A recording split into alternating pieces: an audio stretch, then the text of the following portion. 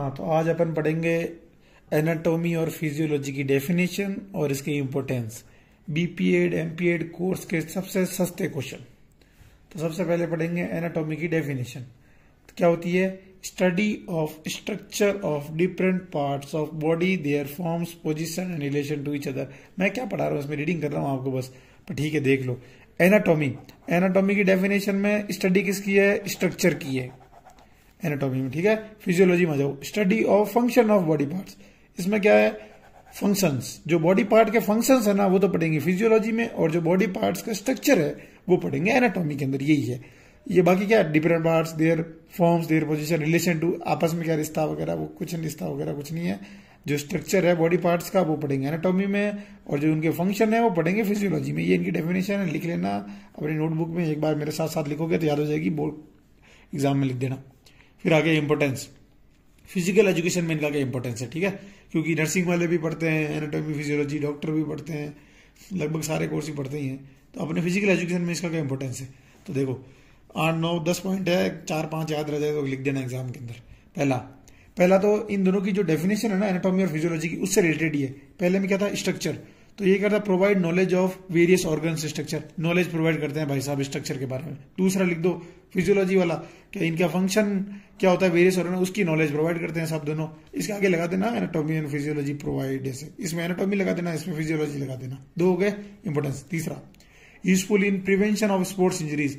अब जब आपको पता होगा भाई कौन सा जॉइंट कितना जाता है, कितना नहीं जाता, कौन सा हड्डी कितना काम करती है, तो कौन सा बॉडी पार्ट कितना काम करता है, तो ऑब्वियस सी बात है आपको इंजरी कम होगी।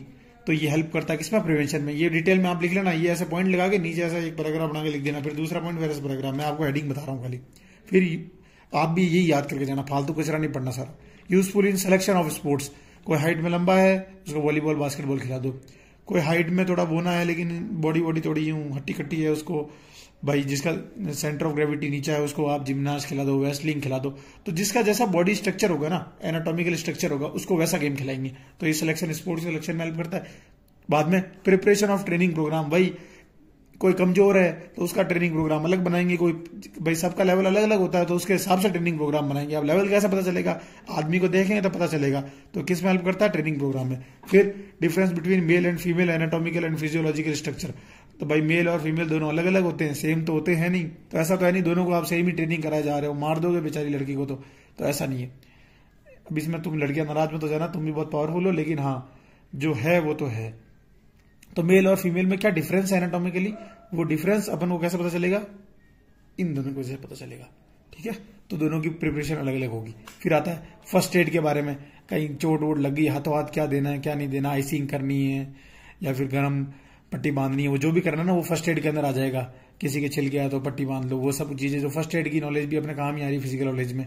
इंपोर्टेंस यही है। फिर understanding environment affecting sports person, हाँ कौन सा इन्वायरमेंट किस गेम के लिए सूट हो रहा है, कहाँ पे ट्रेनिंग करनी चाहिए। आपने वो देखी होगी मूवी भाग मिल्खा, भाग में वो मिल्खा सिंह, फरहान अख्तर वहां पहाड़ों के अंदर वो टायर लगा के ऊपर जा रहा होता है, दौड़ रहा होता है, वो वहां पे उसका क्या होता है कि ब्लड सर्कुलेशन ज्यादा होने लग जाता है। तो वो क्या है, ये ट्रेनिंग अलग अलग जगह पे जाके लोग करा करते हैं। जैसे अभी नीरज चोपड़ा भी बाहर है, इंडिया के अंदर ट्रेनिंग नहीं कर रहा है। तो ये सब जगह के हिसाब से, इन्वायरमेंट के हिसाब से ट्रेनिंग करते हैं ताकि वो बेस्ट प्रिपेयर हो सके अपने कंपटीशन के लिए।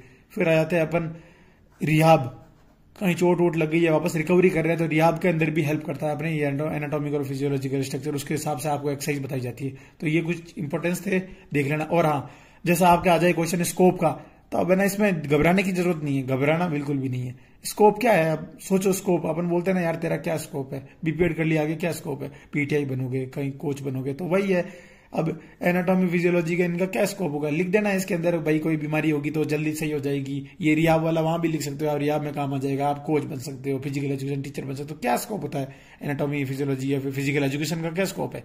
ये स्कोप है। तो ये सब कुछ था बेसिक एनाटॉमी फिजियोलॉजी डेफिनेशन और इंपोर्टेंस।